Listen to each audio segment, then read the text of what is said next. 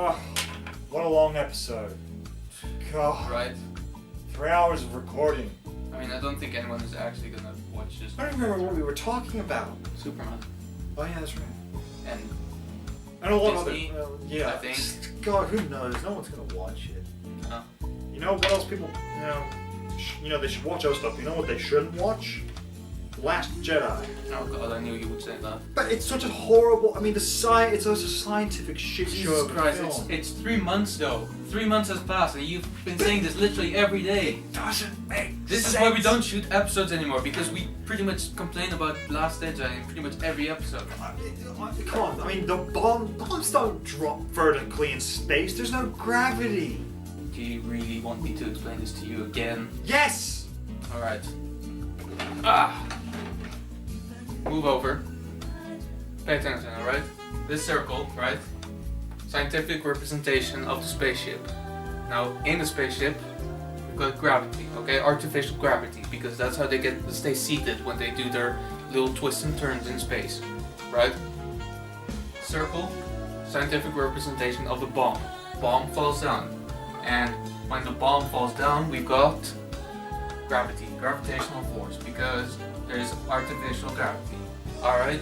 There's air resistance, fair enough. Okay, we've got a little bit of air resistance here. There we go. Resistance. But bomb falls down, falls out of spaceship. So we lose what? That's right, gravitational force. Keep falling down. But no air resistance anymore. No gravity, so it still has the acceleration that it had originally. So we'll keep falling down, if not, keep accelerating as it goes. Bombs can fall in space. Next problem. Mr. Ron, in space, there's no gravity, so how can things bank and turn in space like in a dogfight, like they do in the real world? Okay, I'm gonna explain to you something, okay? Let's get this out of the way, but we'll keep the scientific representation of a spaceship. You know what? Fuck it. Let's add wings. Here's wings with a little jolly fucking little cockpit, because God knows that's what makes everything much better. Alright? So, thrusters in the back. Here, here, here, and here. And probably in the back as well. Okay? That's with forward thrusts. Now, when they steer in space, much like planes, the wings move, therefore the thrusters move. But also, because you're too stupid to look, they have little air boosters around here, here, here, and here, to boost them a little bit more so they bank more. This is canon. It's not canon. Wait, how can ships, because in Star Wars there's sound when the ships are flying by, how can they make sound in space? Pay attention! Air thrusters release air, and air has particles, and these particles are being moved by the ship. What happens if there is movement in the particles? It makes sound. This is not canon. I just thought it was because of the sounds from the POV of the pilots and the cockpit. Believe whatever you want. What about the fact that in space, or well, you know how how are the explosions? We literally just talked about this. Air thrusters. But if that answer isn't good enough for you, okay. You see this triangle thing? Scientific, real scientific, schematic, actually scientific representation of a space cruiser, okay? When these blasters shoot, right? Explosion, because there's a hole, okay? And what's inside of the cruiser? Air. Air has particles. Particles move, create sound.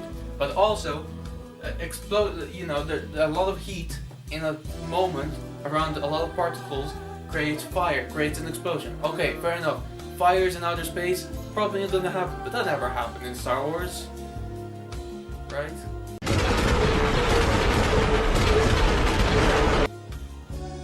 physics, same physics. It's all working still. There's a hole, air comes out, lots of heat, explosion. There can be explosions in space. Next question. What about the hyperspace sequence in The Last Jedi when, Admiral Haldo, in a last desperate attempt to save the Resistance, or the last of the Resistance, turns the Raddus around and then hyperspace jumps into the supremacy? Why didn't they do that in the movies before? You make me do this. You make me wipe my scientific representation of a cruiser. There's an eraser right there. There's an eraser right here. I just noticed.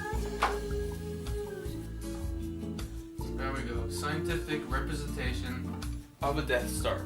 Perspective, pending, whatever. It's not always straight up.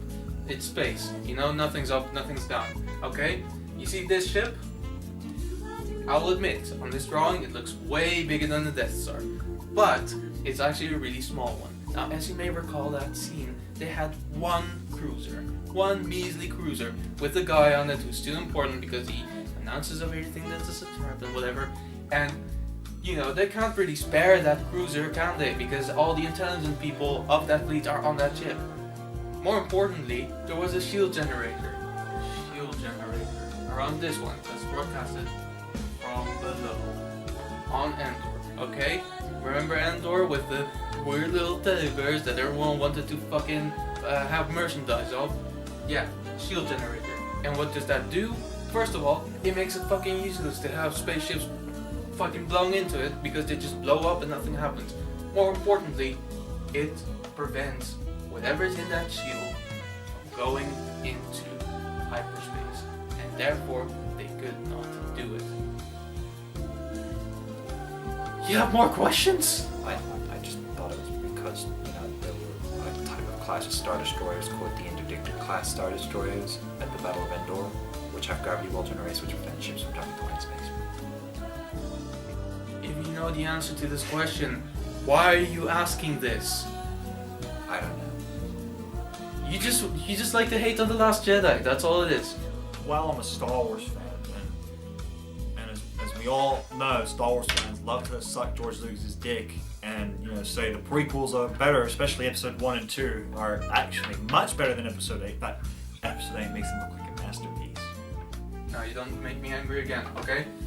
Bye-bye scientific representation of a spaceship and a Death Star. Alright.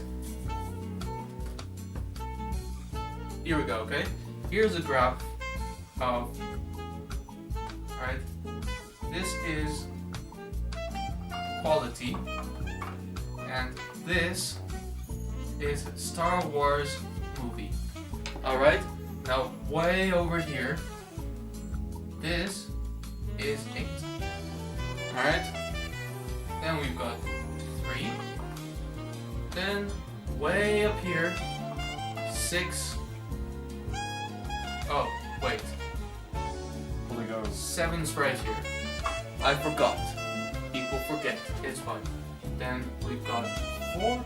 And way up here is number 5. Now where's 1 and 2, do you think? Right here. Here's number 2. And here's number 1. Way down here. Not even fucking relevant. Not part of it all. Gone. Fans are always wrong because they fail to see the perspective of people who actually appreciate something for quality rather than for what it is. What about Rogue One? Like, here, I think, for me, personally, I don't know,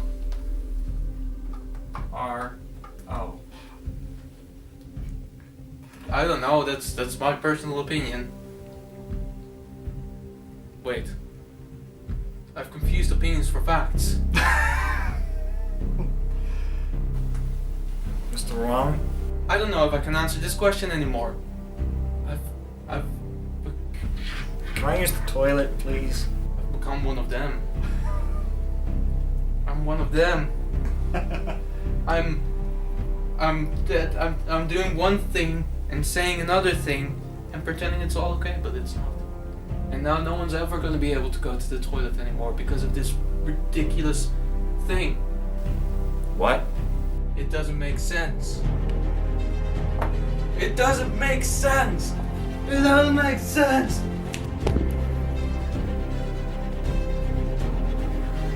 It doesn't make any sense.